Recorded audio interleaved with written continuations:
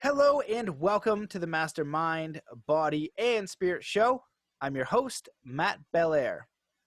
Today's guest brings warmth, humor, and insight to his work as a writer, presenter, and psychologist, drawing on lived experience as well as on his professional training. For more than 20 years, he worked as a clinical and forensic psychologist in the treatment and assessment of clients ranging from children to adults for the Children's Court Clinic and the Criminal Court.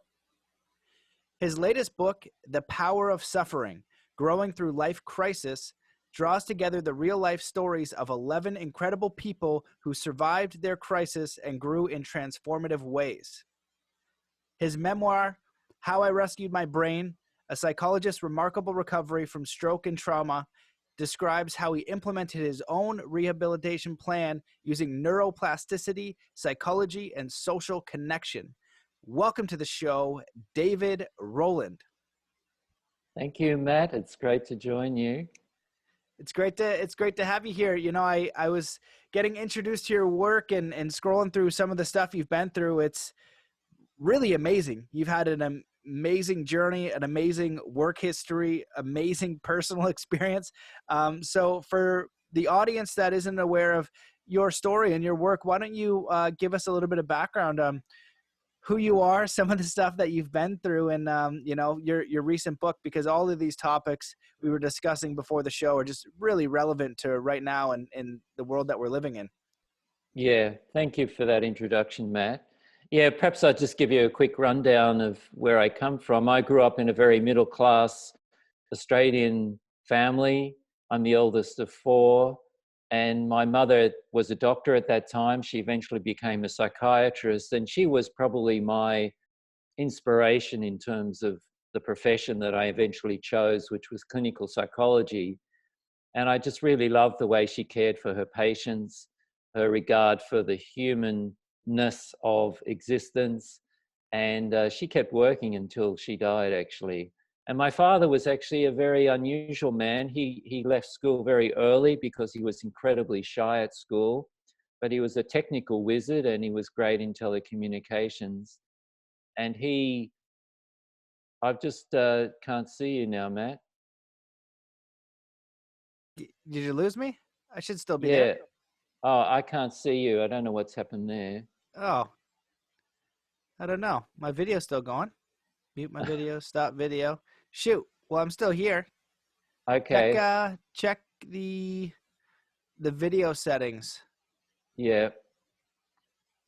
Okay, I can see myself. All right, we're back. A little technical glitch. We sorted it out. So, David, please continue. Anyway, I was 16 years old, Matt, when I found a book on Sigmund Freud and psychoanalysis. And I had never realized that there was this inner world that people have, you know, like a subconscious world, you know, that we think we know everything, but actually there's this subconscious world that we have that often makes decisions for us or motivates to do certain things. And I just thought, wow, isn't this amazing that there's this whole aspect of existence that I didn't realize before? And so after reading that book and learning more about psychoanalysis, I thought, well, I definitely want to do psychology. And the first position I had after I graduated was working in the prison system, because in those days that was like, you know, on the bottom rung of the ladder for new graduates. But, you know, coming from a safe middle-class home, I first discovered and met murderers, pedophiles, drug addicts, you know, the whole range, the whole gamut. And that opened my world yet again. And any notions I had about being able to understand human behavior and why people did things from that psychoanalytic point of view just went out the window. I realized that you really just had to be a human being and be present with other people in the very first instance and just understand their story. Because so many of these guys, it was mainly men I was working with, but occasionally women inmates, I just had not any direct experience like they had had. And this was in the early days, this was in the 1980s when heroin addiction was the big drug of choice, when there was addiction. And there was nothing being done in the prison system for for drug addiction. So I actually set up a group. I believe it was the first group in that jail where I was working. And we used to have a sort of a roundtable group, and just the guys would meet weekly. And I became really interested in that addiction process. And then later I was asked to help run the first major proper drug rehab, alcohol rehab center within a very large maximum security prison. And once again, you know, in that jail, which held some of the state's worst prisoners, I got exposed to more things. And fast track 20 years later, after, you know, I've been working for 20 years as a clinical and forensic psychologist, all those stories from those jail days and other stories that I'd got through the course of my career came back to haunt me. It was like I'd heard so many traumatic stories of bad things happening to people and people doing bad things to others, that it caught up with me. And I started to notice that I was getting depressed. I was getting nightmares. I was having difficulty sleeping. I was drinking alcohol, you know, more in excess than I would have normally. And I realized something was wrong with me. So I went and saw a very senior clinical psychologist in my area. And he said, I think you've actually got post-traumatic stress disorder and depression. You know, it's like all those years of stories have caught up with you. So although I had witnessed some things, some terrible things, and a few times had my life threatened in my workplace, it was mainly the vicarious trauma, the secondhand trauma that was affecting me. And, you know, I had to pull out of my private practice, which was a very successful practice, thinking I'd need 6 months to get better. But then the financial growth, the GFC hit, which is a bit like the pandemic thing all over again. And, you know, I wasn't working, the family were relying on our savings, and we hit the wall financially. And at one point we're facing bankruptcy. And it was around that time that I got a stroke out of the blue. So I lost a golf ball size bunch of neurons in the left side of my cortex that knocked out a quarter of my vision, that affected my auditory processing. So I had difficulty having conversations, and found I had to sleep a lot during the day, and I would lose my way. Even going to regular places that I knew, I would lose my sense of direction. So it was a very difficult time. And the doctor at that time said, well, the only way, I said, well, what do I do now? You know, how do I get better? And he said, well, basically you rest. You go home and you don't read anything more demanding than the newspaper. So I took his advice, and physically I didn't have any of the loss of mobility that you can get with a stroke, but I was physically very weak, and I couldn't raise my head up and down, you know, just to pick something off the floor. I couldn't do that without getting extremely dizzy. So that meant things like yoga and even swimming. You know, I've always been a swimmer in the ocean. I couldn't do that because it meant my head would go up and down. So basically, I had to come up with my own rehab plan, and the story of how I did that and what I did to get better from both the stroke, from the neurological event, and from the psychological trauma, you know, formed the basis of my memoir, How I Rescued My Brain. Holy smokes. Well, there's so much to dive into just on that. I think a lot of people out there have or will experience some sort of trauma as far as finances, losing the job, right? Stress of the family. You know, being a new father, I'm starting to feel that now. And when it's just you, it's totally fine. And so, but then you have a family, it changes the game dramatically. So I'd love for you to just kind of dive into that. And also I wanted to bring up the idea of you suffering post-traumatic stress syndrome, because it's kind of what I'm going through now with looking at all the negative stuff in the world. I kind of looked at human trafficking and organ harvesting, and I bring that up quite often on the podcast. And I'm like, how do I provide a solution if I don't become aware of the problem? And I had Edward Miller on the podcast, and he talks about Ho'oponopono, which I think is a great practice. I've been trying to do that more. And so what did you learn from that? How did you heal your mind? And how can an individual process some of these really negative things that we might be observing on the planet. Because he said, what he said was, don't wear it. So he worked in charter schools. He had 15 charter schools in Florida in lower income areas, and he would wear the trauma of the kids. Like, he would know about their stories and feel their suffering. But when you're empathetic, it's hard not to. When you're walking down the street and I see a homeless person that's suffering or whatever, I feel it in my body. Or if I look at something on the news, I feel it in my body. And my brain always goes, how do I help these people if I'm not aware of it? But I don't want to just focus on that, because you can have very serious injury, and you're not the only person that I've heard. I had Cal Washington on yesterday, and after the podcast, he said, one of my friends, he died. He went down the negative rabbit hole, and he told me on his deathbed, he's like, Cal, I couldn't stop looking. Like, he's like, this is what did it. And he ended up, having that in the body. So that's just a bit of a rant, and I'll let you kind of pick apart what you want from that. Well, that's a great rant, Matt. So thanks for bringing that up. Look, this is a question I think all of us have to answer at some level. How can we be empathetic? How can we be compassionate, but not lose ourselves in that process?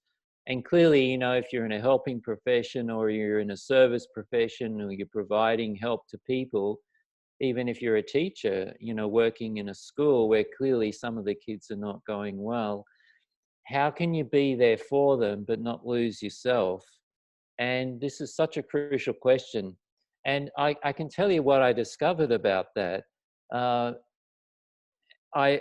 Towards the end of my rehab that I describe in How I Rescued My Brain, I met a neuroscientist called Dr. Singer. She was from Germany.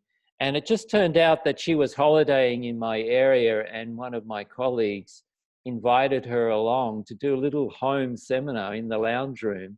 And this is a well-beating researcher in neuroscience, originally a psychologist. And she explained this to me, or to us, and it suddenly put everything in place. And what she said was that, basically human beings are the most social animal species ever. And that's why we're so successful, but it's also why we can get into trouble with each other. So it's so important for us to feel connected with one another in a social kind of way. And we experience this first level of connection, which she calls emotional contagion. An emotional contagion would be, for example, if you're at the football stadium and you just feel like you become part of the crowd, and you do and say things when you're a member of that crowd, whether they're getting excited or whether they're getting depressed because your team is not going well, you feel that as a group, and that's emotional contagion. It's happening unconsciously, and it's powerful. It's the same if you go to a music concert. It's the same if you're a performer and you're backstage and some of the other performers start getting nervous and you pick up their nervousness and you weren't nervous before. It's like you can't help it. It's just like this contagious reaction just comes over you. And that's the first stage, and that's mostly unconscious. We're not aware that we're picking up this contagion of emotion, whether it's positive or it's unhelpful. The second stage is empathy. And empathy really is putting yourself in the other person's shoes. So when I was hearing stories of people that have been through traumatic events, and I work with child abuse victims, for example, I would imagine what it was like to be a child and be stuck in that situation. And I would feel what they're feeling. And, Dan Siegel, the psychiatrist who wrote the book Mindsight, explains this really well. He talks about the resonance circuits in the body, the physical and the neurological circuits in our body, where if I want to feel what you're feeling when you're telling me a story, I actually have to experience that feeling in my body to know what that feeling is. And then I might say, oh, so Matt, you're feeling, really depressed about that situation, or you're feeling despair. So I'm actually feeling some of that. So I'm exposing myself to whatever you're experiencing when I'm being empathic. And if we stay in that empathetic stage and we go into it day after day after day, and we can do that as a health professional, for example, like I was, Or we could do it, as somebody like you who's keen on social justice, people that are listening to the news, or they're fighting for a cause, whether it's animals or it's for humans or it's the planet. And they'll tap into the despair or whatever the feeling is around that news, and that's washing through the system over and over. And everybody is going to eventually succumb to that if they just stay in that empathy stage. But there's a higher stage, and that's a mindset of compassion. Now, I once wouldn't have said that there was any difference between compassion and empathy until I experienced it myself. And Judy Singer, the neuroscientist, explained it as being another neurological state. And she discovered this by accident. She had Matteo Ricard, who's the Tibetan Buddhist monk who is famous for writing books on happiness and was a scientist himself. She put him in an MRI machine and said, I want you to feel the suffering of all the world. And this is a very highly experienced meditator, so he can easily do these meditations. And he was in the functional MRI machine where you can study what's happening in the brain. And after he came out, she said, how are you feeling? And he said, oh, I feel terrible. I feel this suffering all through my body. And he said, so after that, she got answers to her questions. He said, can I do that again and do my normal compassionate meditation? And she said, sure, but, go back into the machine. Let's see what that's like. And so he went back into the MRI machine and did his compassion for all beings, which is a different type of meditation. And he came out of it feeling much, much better. He was used to doing this compassionate meditation. And Tanya Singer, the neuroscientist, sorry, I called this Judy before, said, well, when I was watching the brainwave activity in your brain, it was actually activating different areas of the brain than when you were doing the empathy one, that is experiencing the suffering of all the world. So she said, I think when you do a compassion practice, what you're doing is you're still feeling and acknowledging what's happening in terms of suffering, but you're not being pulled down by it. And she subsequently did some experiments with naive subjects, not long-term meditators, trained them in empathy, trained them in compassion. And those that were trained in compassion could watch distressing things, feel for it and have an understanding of it, but not be pulled down. And so I took that and I did a lot of compassion practices. And I can tell you from personal experience, without going into a functional MRI machine, that it feels really different from just being in empathy. So that's an actual practice that you have to work on to build that compassion muscle in your mind and your body. But the other things I think we all need to be careful of is that we need to cut off from the bad news. We need to have breaks from it. And we need to notice what it's doing in our body. And that's a mindfulness practice. And with mindfulness becomes a discerning practice, deciding what's good for us and what's not. And if you're not monitoring and noticing the internal weather, as I like to call it, within your body and your mind, you can't make good decisions about yourself. You're not noticing what situations are doing to you, or what particular people, how you respond to particular people, or particular news, what it's doing to you.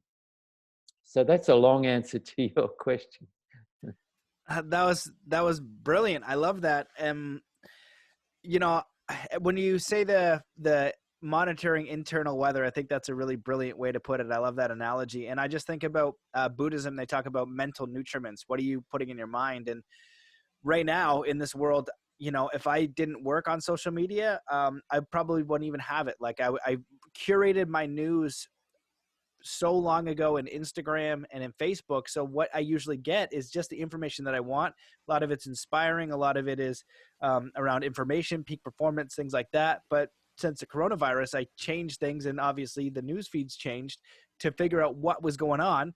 And a lot of that stuff was negative, and it changed my body. It changed my stress levels. It changed a lot of things. And so it's important to know how long you're in it. And so the question I want to ask is, can you give an example of how we might be able to apply the practice of compassion and over empathy? Let's say I see some news come out, right, and I'm like, oh my God, that's horrible, right? Or like I go and have an experience now in this world that we're living in, like my cousin recently passed, and when we were doing the funeral and we were doing all that stuff, it was like seeing how divided people were, and the way that the rules are set up and how the hospital wouldn't let any family in. It really ticked me off because of some of the stuff that I looked up. And so let's say we're facing something and we're in it and we feel like anger or sadness for something globally that's happening. How can we apply compassion, like tactically? How do we switch our thinking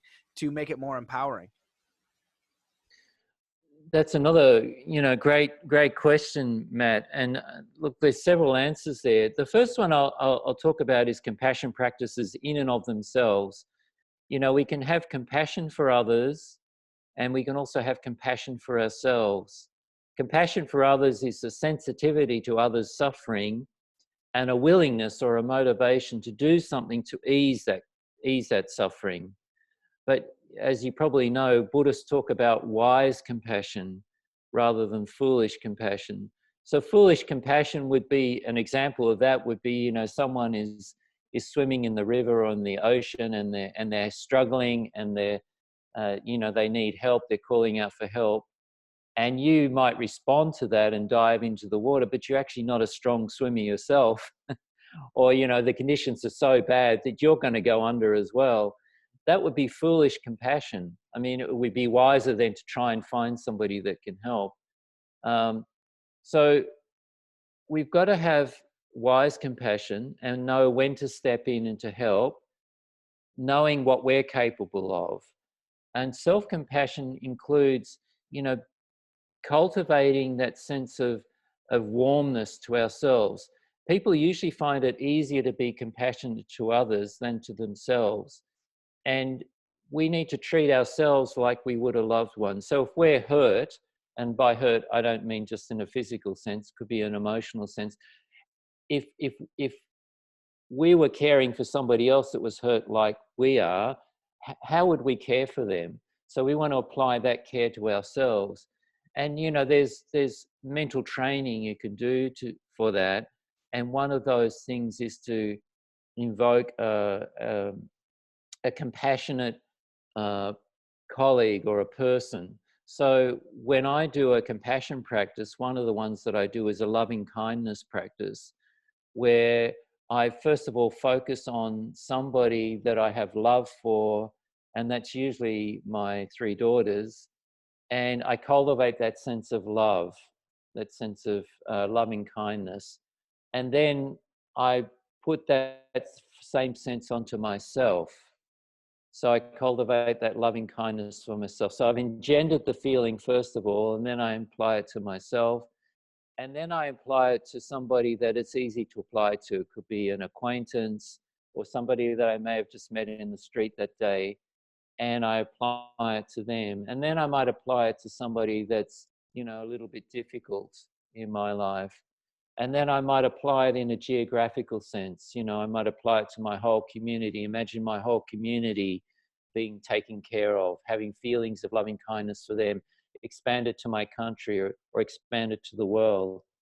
And we actually cultivate this feeling, and it allows us to be with suffering of others and have this feeling of kindness, loving kindness,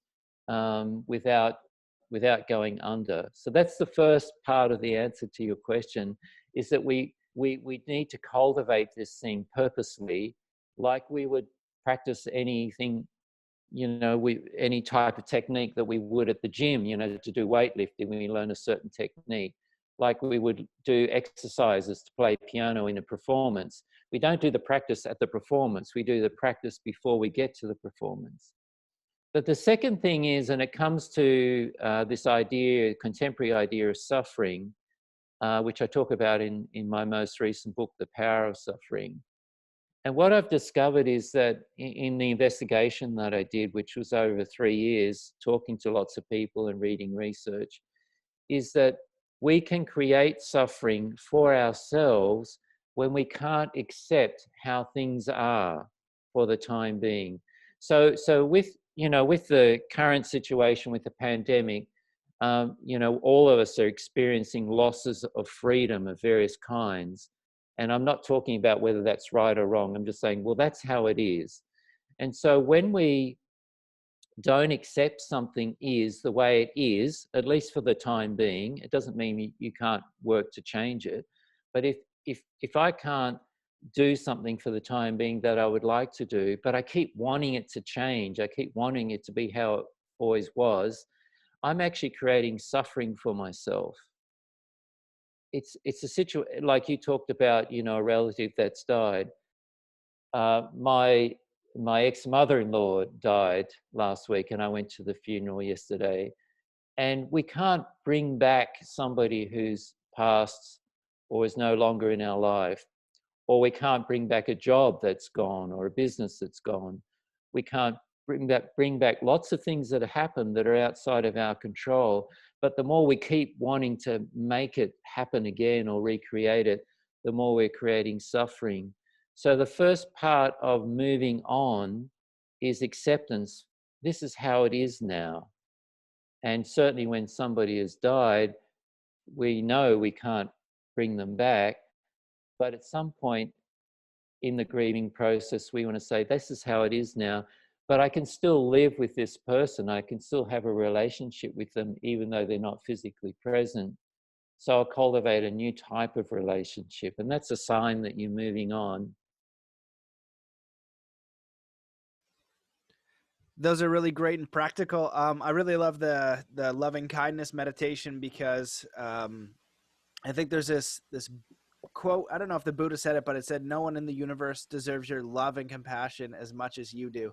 Or no, it's you yourself as much as anybody else in the universe deserves your love and compassion. And it's so true.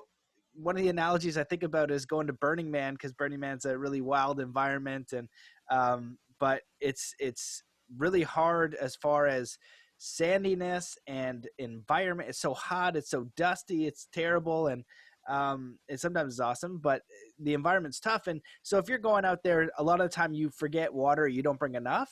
And so if somebody comes up to me and says, "Hey man, like I could really use some water," and if I don't have any water to spare, I can't give them any. And it's so essential and so fundamental, water. And so I kind of equate that to the self-love. If we don't have that for ourselves, the compassion, the love, and the kindness, we're not generating that. So people are not feeling it emotionally because it's just the way it is. We're vibrational beings where, like you were talking about, the emotions are contagious. So, when somebody comes into a room and they're really depressed or they're really angry or they're suffering, you can feel it, right? And when somebody comes in super joyous and loving and kind, you can feel that too. It lifts the room. It's a lot lighter. And so we do have to cultivate that skill ourselves. And it's the most fundamental thing we can do to kind of help our community and help other people. We have to be able to experience that because, and another analogy I use for the compassion is like, if you're with your friend hiking and he breaks his leg, you don't break your leg too. You have to Yes. stay strong to get them out. And so I think emotionally, we're not as well trained to deal with the things that we emotionally experience as humans. And these are really fantastic tools. What I'd love to ask is some of the neuroscience and the neuroplasticity, like coming back from a stroke and dealing with all the stuff that you were dealing with. I know that you studied brain science, and maybe you can talk a little bit about what is most important for us to know and what practices do we use so we can be content. Like one of the ideas I think about with what you're sharing is the Zen idea of non-attachment. So you're just kind of surrendering. It's like, it is the way it is, right? We're not, or non-resistance. We're not resisting that. It doesn't mean you can't move toward making change, but if you resist how it is, it's going to create that suffering. So you accept it as it is, but then you can still act within your power to make changes, make decisions, and things like that. So I'd love for you to speak on that a little bit. Yeah, great. Thanks, Matt. I think if I can give one example, when I recovered sufficiently enough after my stroke, and it was clear I couldn't go back to my clinical forensic psychology work, partly because, I could be re-exposed to trauma situations. but also because I experienced a lot of memory loss after my stroke. I actually forgot a lot of facts and the names of people and names of things. And it was taking a long time for my memory to sort of come good. So I was advised that I shouldn't go back to my psychology work, and nor did I feel like doing that at that point, because, you know, I'd spent 20 plus years helping people, and I actually, something changed, and I thought, well, I'd like to help people, but in a different way, but I didn't know in what way. So in the beginning, it took me 16 months or 18 months. With a brain injury, it's an invisible injury. It's not like you've lost a leg and it's pretty obvious then what you can and you can't do, and it's obvious to other people what you can and can't do. With an invisible injury, where you actually look like you did before, uh, you don't know what you can do and what you can't do until it's the first time you've done that thing again. So, you know, I started reading books, for example. I was reading on neuroscience because I was looking at ways to get my brain working again. And, you know, I'm so used to reading scientific papers, journals, textbooks. And, you know, I majored in zoology at university as well as psychology. And I studied neuropsychology and knew how to assess brain injury and so on. So I had sort of more than the average knowledge, but I'd read a page of a technical book on neuroscience and I couldn't remember what I just read by the time I got to the end of the page. So I learned a technique which was just to write notes as I was reading it through and make one document where I'd add all these notes together and reread my document over and over again. And so what neuroplasticity means is that we have to create new circuits, new neural circuits, because the old ones have gone or they're lost. In my case, you know, some of the circuits were dead. The brain cells had died. So I learned one of the techniques was repetition, just doing it over and over again. And I did that in lots of different ways, through my reading and understanding, for example. But it took me about 18 months before I worked out all the things that I could do, like I'd done before, and all the things I couldn't do. And once I reached that 18-month mark, because I thought I might do some more study, change profession, that sort of thing, and I realized, no, I can't, because my memory's not great. Having conversations was still very tiring, and I was getting still a lot of mental fatigue, which is a common outcome from brain. I just couldn't sit through lectures, you know, day in, day out. So that's when I started to look at doing different things. And once I reached that point of acceptance, and this is the first takeaway lesson here, is when you're coming back from some trauma, we've got to reach that stage of acceptance where we know what we can do and what we can't do like we did before. And then look for the new doors opening, the new opportunities. And that's one of the early signs of post-traumatic growth, is you look for new opportunities and you welcome them in. And that's when I started thinking, well, I can write. I've always liked writing, so maybe I could write about my story and, you know, publish a book, and that would help people, and maybe I can talk about it. The second thing I did was I did brain training, specific brain training. So I knew what the deficits were in my brain. I'd lost a quarter of my vision, and which wasn't a problem with my eyes. It was actually up in the brain, the processing part of vision. But I also lost a lot of auditory processing. So I was having trouble distinguishing words. People might be speaking English, which is my first language, but it was like I was hearing it as a foreigner. It was like English was a second language for me. So I knew I needed to work on my auditory processing. So I found a computer-based brain training program which I could use to focus on auditory processing, like how to distinguish a B and a V sound. You know, it's mainly the consonants that I was having trouble distinguishing. So I did practice that over and over again.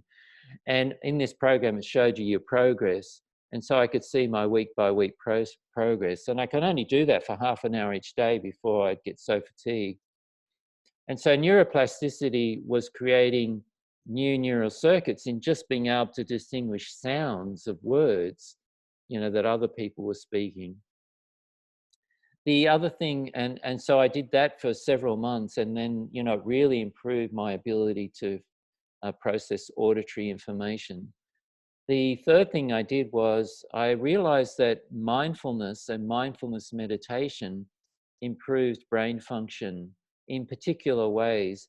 I was still getting a lot of emotional ups and downs, I guess, from the trauma and the loss and, you know, this despair I was feeling. I also had very, you know, points of strong suicidal ideation, which I'd never before and I'd had in my life, and that was very scary for me.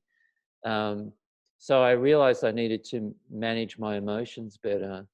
And mindfulness meditation, I learned, strengthens a particular pathway of the brain from the frontal cortex, the area in the front part of our head, to the amygdala, which is the fight-flight response part of the brain.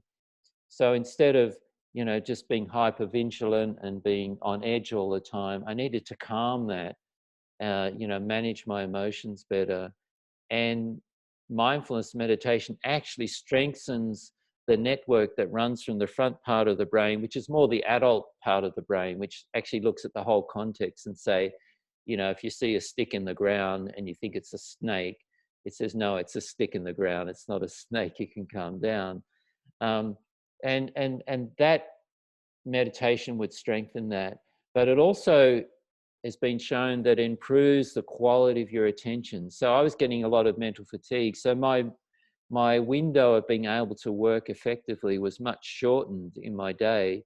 So what window I had to have high quality attention, you know, to read these books I was talking about and work on my rehabilitation. So meditation actually improves the quality of your attention. So I would get more done in the hours that I had that were useful hours than I would have before. And then the final thing was social connection. And, you know, I opened up to being with people that I never would have been with before. And I certainly gravitated towards people that had also had life traumas, but survived them and grown from them and become wiser people. And I found that they had a better sense of acceptance, better understanding of how I was. It wasn't always the case that health professionals were the best people for me to be around, because they weren't always, sometimes they had this superior attitude, you know, this expert attitude. And we need to be understood first before someone can help us. To develop trust, we need that person to feel like they understand us. And people that have been through trauma and survived and grown from that already have this understanding. And so being with those kinds of people became very important for me.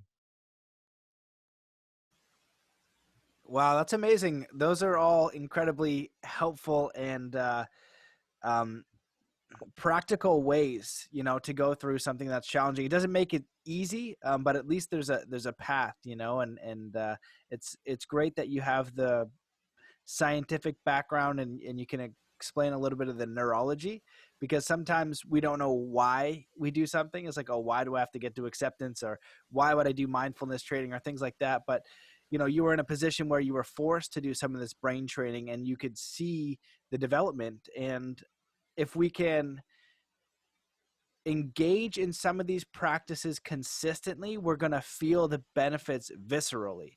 But unless we do it, we're not going to experience it. And yours is just another incredible story about how these techniques, which aren't that complicated, it's just we need to engage in them for a period of time so we can experience that. You know, at the beginning of the show, you're saying you're in Australia in Byron Bay, and one of my first really long meditation sits was in Mullumbimby in this koala habitat, where I had this camper and I would just have a fire and I would meditate for long hours at a time for a few months. And it was a really profound experience, and it's always stuck with me. That, you know, kind of like if you learn how to surf, it's a real pain in the butt to catch your first wave properly. But once you do, you could not surf for 5 years and still be able to have that understanding. And it's way better if you surf every day. And it's way better if you continue the practice every day, because you're going to continue to experience those benefits. One thing I'd love for you to speak on is your PhD. So you did a PhD on performance anxiety. And I'm curious if you can speak a little bit about that in the realm of people who just experience anxiety in general, but also the fear of failure. You know, you were doing it from a little bit of a sports psychology standpoint. And I love coaching people. It's really amazing to help people get very clear on what they want to do, to feel empowered, to say, I'm capable of, this dream that I can imagine. And I'm like, yes, you can do it. And so often it's so curious that so many people um, don't start on the things that mean the most to them, because they have a fear of ridicule. Like, if you're a really good writer, often people won't write because they're so concerned with what people will think. They won't get to that performance, so that way they can't get ridiculed. And it's only because it matters to them, right? Like, I suck at art. I know I suck at art, and I could make an art picture. I could throw it on Instagram. People would, say whatever. But for someone who enjoys art, who's actually good at it, they would sometimes, those people, be more resistant to share it, because it's like their identity is on the line and they don't want that crushed. Or how many athletes I worked with where they would always come second, right? They had all the ability to come first, but they would sabotage. And it would be interesting as we would pick it apart. There would always be some event in their past that we would have to get to, that they're like, oh, interesting. Like, I don't want to be the one standing out front for some sort of way. There's something in me that, doesn't want this to happen because of X, Y, and Z. But when we figured that out, they would win immediately because they would perform at their best. And so that's my rant. So I'm wondering if you can speak on some of those, so we can have tools for people who do suffer from fear or anxiety. Yeah, sure, Matt. I jokingly say, but I'm half serious when I say it, is that one of the best techniques for getting over performance anxiety is to have a stroke. Because you get an extreme way. It's extreme. That's extreme sport. Because what I've noticed with that, and many other people that have been through life-threatening situations and survived them will say, you get less big about yourself because you've made so vulnerable, so fragile, and you've had to reach out for help and get over this idea that I can cope with everything. I actually need people. You get into this sort of more open awareness and welcoming help, that you lose that sense of egoistic self. And we need to lose this sense of egoistic self, both to reduce suffering, but also to reduce anxiety. And I just want to validate that some people are naturally more anxious than others. I'm not one of those naturally more anxious people. I've realized I'm generally a calm person. That's more my nature. But, I got post-traumatic stress disorder and I became super anxious. I was getting panic attacks and nightmares. So, it can happen to anyone. But some people are more naturally prone to anxiety. And that can be just simply because of the way genetically they're built, but also environmental influences, during their growth periods. And also because of particular events that may happen in their past, which set them up for being scared of certain situations, like phobias, for example. So I just want to validate that everybody is a bit different.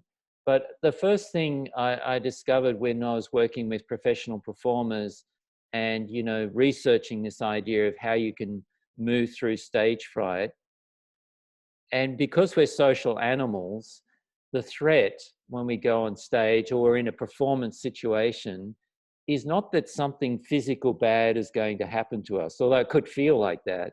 But in reality, no one is going to harm us if we fluff a line, if we're singing a song, or we lose the race. But we might feel like they're going to do that.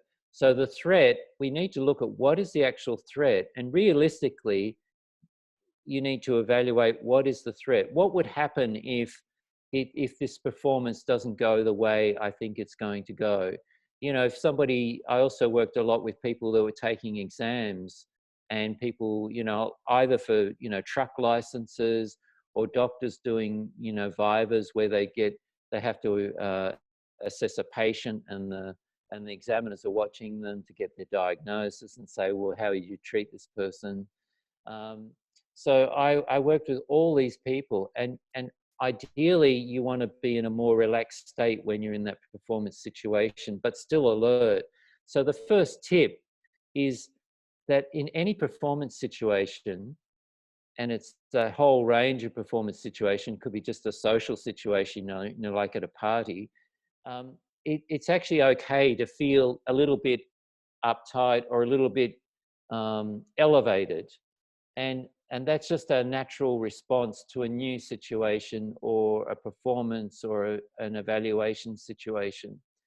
And so the tip here is to change the way you think about that from being fearful to being excited, to tip it, see the situation as a challenge or a feeling of excitement rather than a threatening situation. And when I would work with people with this, I would actually say, we would actually realistically analyze, what is the threat here? What's the worst thing that can happen? And if the worst thing happened, could you survive that? And what would be the consequences of that? So that's anything that reduces the sense of threat and switches it more to a sense of challenge or a feeling of excitement is the first thing. And then, looking at our self-talk, the way we're talking to ourselves before, during, and after a performance or an event. And then changing that the next time you do it. So there's a whole process there of changing your self-talk to make it more realistic and helpful. And we talked about monitoring your internal weather before. So here we're monitoring the way we're talking to ourselves before an event, and then changing it the next time if it's unhelpful. And the third thing is to do relaxation and do mental rehearsal together. And I'm sure you're familiar with this working with athletes, is that in a relaxed state, we want to mentally rehearse the situation. So if I'm going for a job interview, I've probably got a good idea of, what the setup's going to be. Probably know quite a few of the questions that I might be asked. So I want to actually run through that like I'm running through a movie, but in a relaxed state. And I can do that at home and mentally rehearse running through it. Imagine the questions being asked to you, imagining your response to those questions. And also imagine if something unexpected happens, because something unexpected always happens. How would I respond to that? Now, I know from my research with professional performers, I'm talking about international performers, they rarely have a performance that's absolutely perfect, where they say everything went right, and that's that flow state. Sometimes you can get into that flow state where everything just seems to be perfect and it doesn't seem to require any effort. So we need to remind ourselves that no situation where we're in any sort of performance way is going to go perfectly right most of the time. And so something is not going to go right. So we just move on. We don't hang on to that. So that's one of the other tips when we're in a situation is, okay, I didn't say the right thing there, but let's move on and put that away. I can't repeat that. That's amazing. I love how practical you are. Everything you share has tips and tools, and that's what I always want to hear. I like stories about how they work, but I always want to know the strategy to achieve the same thing. And I think all of those are really great tips. If you think about performance and understanding like it's not going to go right, maybe, or there's going to be challenges. That's something just to realize. So when it happens, you can then adapt from it. But I think one of the root things that's so important for people to understand is it's okay to fail. It's okay to, you're going to learn a lot from that failure. And, one of the things I'll say to my clients is like, they're, when we get clear on what it is that they want to create, whether it's a business, a job, a relationship, or whatever creation they want to put out, and they're a little bit nervous, right? And I say, if you can get to the point where your mother, your father, your best friends, and random people across the world write you a handwritten letter about how bad you suck, and you still do it, that's the place you want to be, because ultimately it doesn't matter what they think if it's an expression of you honestly, if it's your authentic creation. And if you look at art in history, there's some weird stuff out there, you know what I mean? And a lot of people are like, that is terrible. Why would you even do that? Well, if you're living your life based on someone else's opinion of you, that's a very disempowered way to live. And sadly, so many people do that because they're afraid of the ridicule. They're afraid of what people would think. They're afraid of failure. And it's not wrong to feel those things. And it's really inspiring and empowering to have the courage to overcome that. So even though you might fail, even though people might ridicule you, the first thing to understand is even if the worst thing happens, it's probably not going to be as bad as you can imagine it. The other thing is, if it's as bad as you can imagine it and you actually live through that, you'll be so empowered after, because the worst thing had happened. And so now you can create freely, being like, all right, the worst thing happened. You know what I mean? Now that's done and that's in the past, and I can continue to create, because that space or the feeling of you wanting to create is your authentic self. It's the thing that you want to do. And that's why it's vulnerable. And you talked a little bit about the ego, like letting that go. My thought on the ego is necessary and good. Like, we have to have an ego in the sense of, I have preferences. I prefer to go skateboarding when I have some free time. I now prefer to hang out with my daughter too when I have some free time. I prefer to do a podcast about subjects that I like. Now, ego can get, I can't think of a better word other than unhelpful, when we do things like, oh, I'm going to buy this car so they think this of me, or I'm going to make this action so they think. That's when it can kind of be damaging, or we puff up our ego to change a circumstance, or whatever the case is, rather than just being authentically us. I think being our authentic selves is really empowering, and we want to move through our preferences. And because whatever we want to create, whatever we're inspired to do, that's the vulnerable thing. That's why it's so hard, because we're like, it's like, if they hate this piece of art, they hate me, right? Because this is my deep expression. So I'm wondering if you can just kind of speak on that a little bit. Yeah, look, it reminds me of an incident that happened. I talked about, I realized I wasn't going to go back to working in psychology like I had before, but yet I had all this experience to draw on and knowledge to draw on, and I still had the motivation to help people. And that's when I thought, well, maybe I could write. And I'd been a good writer before, but only in a professional sense, like writing court reports. So people could understand it, but it still had to be formulaic. It was fairly technical. And, I had to be able to stand up in a court of law and justify what I'd written. So I have, you have to reference everything. But to write in a narrative way, a story-driven way, I realized, that I needed to write with more emotion and use more poetic words and more description, more sensory description. If you want to take people into a scene, you've got to set the scene for them. So that's nothing like the sort of writing, the technical writing I'd done before. But I thought, oh, I'm good at that sort of writing, so I'll be good at this sort of writing. And I joined a local writers group that were, people also working on memoirs, because a more experienced writer said, look, it's good to join a writers group so you can read some of your writing and get feedback. So I did that.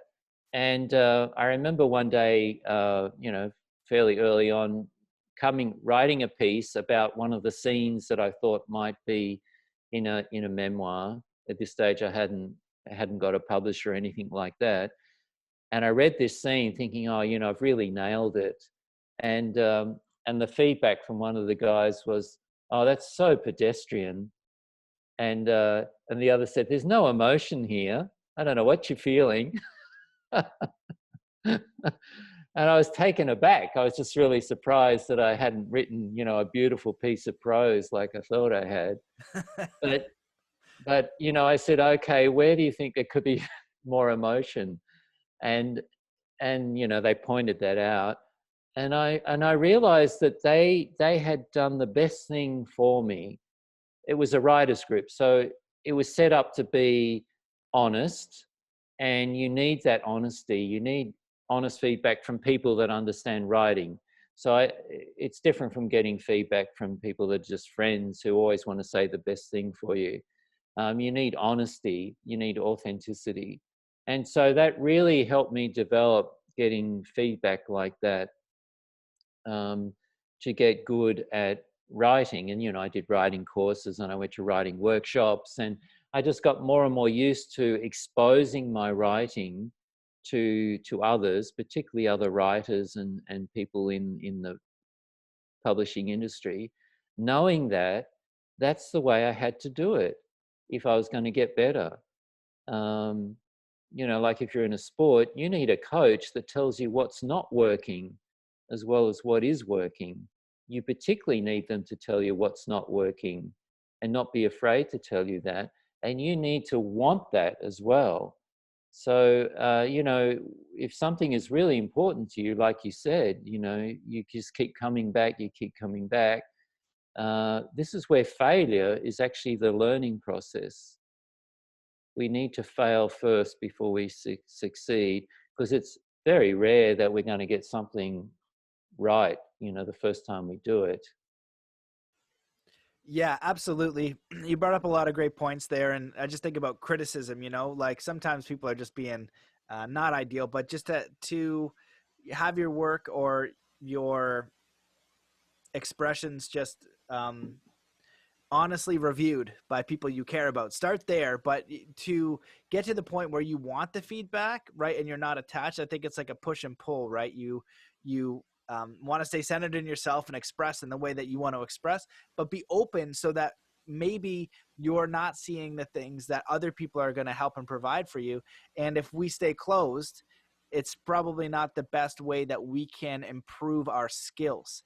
And so understanding that criticism and failure is a part of it, but don't make it a bad thing, right? So often people think it's bad. It's like, no, I did this public speaking and it failed. Great, try again, right? That's one of the main things with skateboarding. It's just constant failure all over and over and over.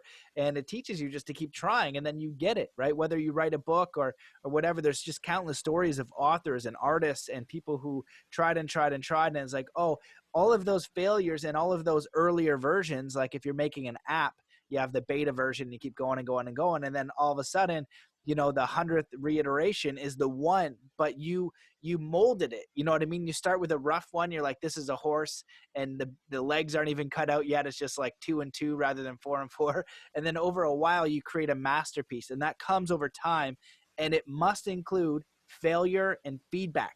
And, people call it criticism, but if you can get okay with that and become okay with that and actually want it, and then be able to apply it critically without taking it personally, it's a very powerful space to be in, and you're going to be able to do your work in a more authentic way, and you're going to be able to improve a lot quicker. And if you fear it, you're going to stunt your growth because you're going to create a lot less, right? You're going to be in your head worried about someone else's opinion. So, this has been amazing. I want to honor your time. I could probably talk to you all day. Your books are incredibly fascinating.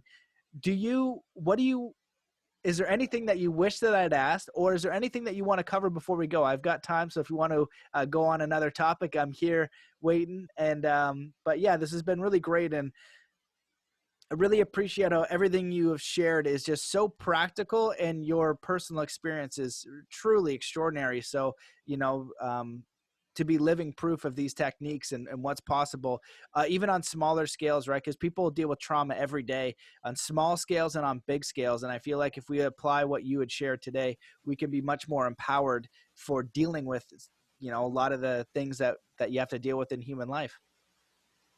Yeah, thanks, Matt. Look, maybe what we can finish up on is talking about suffering, trauma, and how there's a positive in all of that. And particularly, given the current world situation with the pandemic, people are experiencing a lot of disruption, a lot of upheaval, things that, have befallen them and they've not had any choice in that. So how do we deal with some major life upheaval, which we haven't chosen, which isn't fair? We don't deserve it. Some people get the upheaval and the disruption, and some people don't. Why them, or why me and not them? That sort of thing. So I'd just like to talk on that a bit and talk about the positive aspects of that. Things come along in life that we haven't predicted. It could be a life-threatening illness. It could be a sudden divorce.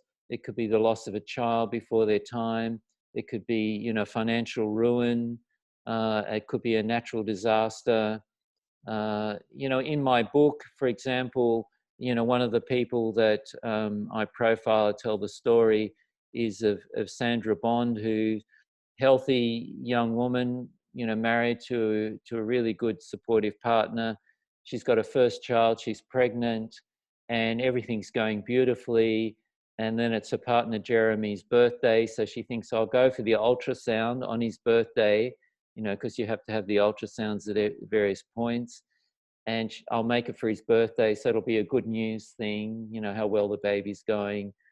But it turns out that the ultrasound reveals that their baby or embryo has 3 heart defects, and they go on this roller coaster thing where they have to see various pediatric specialists, and the news just gets worse and worse with each investigation, with each specialist that they see, and they have to make a decision. Is this child, because of the defects, they're just way beyond being treatable to the point where this child is going to live for very long, even if it's born.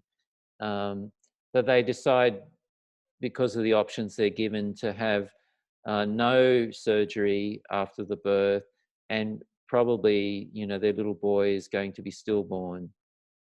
And they choose that because that would be the least amount of suffering for him, and they call him Noah. And so she goes into the hospital. She has to go into the maternity wing because that's where, the obstetrics is. She can't go in the general ward. So she's surrounded by all these other mothers that are having babies, and the joyful relatives coming in, and the flowers and the teddy bears and all of that. And she knows that that's not going to be her. That's not going to be her result. And yet she has the courage to go through this process. And she walks out without a baby and walks past all these other mothers and relatives celebrating. But in the hospital, they give you a teddy bear so you can walk out with something. It's a very sad story. But what happened was she didn't know how she would cope with that in the end. And she just went into a sort of a deep depression for about 3 months, just stayed at home, and was on various medication to help her sleep. But at some point she realized that actually she had become a mother for the first time, and that actually all the love that she'd felt for this unborn child was real, and that he was a real baby. He came out stillborn, but he was still a beautiful baby, and her mother was there, and the grandmother held the baby, and Jeremy held the baby, she held the baby. That there were a lot of positives in her experience, and she actually felt a lot of gratitude for having gone through that experience. And then, with Jeremy's support, she emerged again into the community and started to tell her story. And the more she told the story, the more she realized the amount of courage that she'd had, both her and Jeremy, to make the decision that they did to ease the suffering of the child and have the stillborn birth, rather than having him alive and going through lots of surgery and being in hospital most of his life and being on, 100 different drugs. And then, her grandmother, the boy's grandmother, experiencing him. And so she experienced a lot of growth. And then they went on to help some friends who also had a baby who died in the cot, a cot death. So one of the things that happens when we go through some sort of trauma or major upheaval is that we find courage we didn't realize we had. And everybody has this courage. So even if you think, on a day-to-day basis, sometimes I don't even know if I can get through this day. And I've experienced that myself when I was going through my difficult years. You just put one foot in front of the other. You don't worry about tomorrow. You just say, how do I get through today? How do I get through to lunchtime? How do I get through to dinner time? How do I, go through the night? And you do all the things you need to do to get through. And slowly, a window opens and you start to see new opportunities. And that courage, you will have that forevermore. You will find that courage will take you through other major life upsets that may be before you, or may befall people that you care about, friends or family. And you can be there for them in a way you couldn't have been there for them before. And a lot of people that go through this and experience post-traumatic growth talk about gratitude. They talk about how they appreciate the little things in life a lot more, the simple pleasures. They talk about being much more having a greater zest for life, jumping at opportunities rather than thinking, oh, I'll do that one day. I've experienced this. I just jump at opportunities now because I don't know what tomorrow is going to bring. There may not be a tomorrow. And it's not being morbid or sad. It's just saying, hey, let's seize this opportunity. Matt's invited me to be on his podcast. Great, let's do it. Rather than, oh, I don't know whether it's the right thing for me to do. So we grow in lots of ways. So I guess the message I'd like to leave your listeners, Matt, particularly with things that are happening at the moment, all the fallout that's happening at the moment and will continue to happen for some time, is that disruptions will happen. What we might call bad things will happen, but you can find the courage to survive them as long as you reach out to other people, you look for social connection, you find the right people to help you, open to new opportunities, new possibilities, new ways of being. If your life story suddenly goes on a different tangent, okay, that's my new life story. So change your life story. Don't get too hung up on the way you thought it should go, but think, okay, things have changed. I'm going this way now. And you will come out a better person. And I actually like to use the word wisdom. I think people develop wisdom through this. And you'll often hear people say, I had a stroke or I lost a child. I wouldn't want that to happen again. And if I've lost a child, I certainly would like to have the child go back and maybe let go of some of the life lessons that I've learned. But the majority of people say, I really want to keep the life lessons I've learned. I feel I'm a much better person given what's happened. Holy wow. Well, that's a it's a challenging story. It's a beautiful story. But the lessons in there are something I feel like we can all relate to. I bring up the story of Immaculée. I always get her name wrong. Immaculée Ibiza or something. And people correct me in the comments and they throw it in there all the time. But it's about this woman who went through the Rwanda experience and had friends and family murdered and all this kind of thing, and coming out the other side of and experiencing compassion for the people that did that. Like her words, like you can feel it, and it's incredibly powerful. And I think that if you go through it, there's just no easy way. In alchemy, they talk about lead from gold, but they also say it's the emotional alchemy. So I think you're right. And sometimes it's one foot in front of the other, but to know that if you can just endure it, if you can keep going, if you can look for the opportunities, right? But it doesn't mean you have to rush it. It doesn't mean it doesn't hurt. It's just knowing that, there is going to be light at the end of the tunnel. And one of the most beautiful things too, that I've experienced with people that I know who've been on the podcast, or friends that I'm with, or people that I met in my travels who went through the worst things. Losing a child is up there, right? I know somebody who's had that happen to them, and other really horrendous things. Some of them too, of like things that they did, that they did awful things, and they're trying to forgive themselves for. When they are able to get to the other side, and sometimes it takes months or years to do, the ability to help others who are going through something similar, as bad or not as bad, is amazing. And they end up using it as a tool to help so many other people. And it becomes a very beautiful thing. And like you said, there are gifts on the other side, but it doesn't take away from the pain and the suffering and the challenge of going through it. But it is helpful to know that there can be light at the end of the tunnel. So really appreciate the story. And I know that you have 11 other stories similar to that in the book. And so just thank you for coming on, and thank you for the work that you're doing. Where can people find you and get your books and stay connected? Well, I can give you a link to put on your, with the podcast, Matt, if you want to do that. But yeah, I've got a website which is basically my name, and the book's available through, all the major online retailers as an audio book and as an ebook and a print book. So it's davidroland.com? Yeah, David, roland.com.au for Australia. Right. Awesome. Well, thank you so much for coming on the show. I appreciate it. And yeah, I definitely look forward to stay connected and just continuing to, watch your work evolve, because it's very beautiful. So thanks for coming on the show. Thanks for having me, Matt. You've been great. My pleasure. See you guys. Thanks for watching.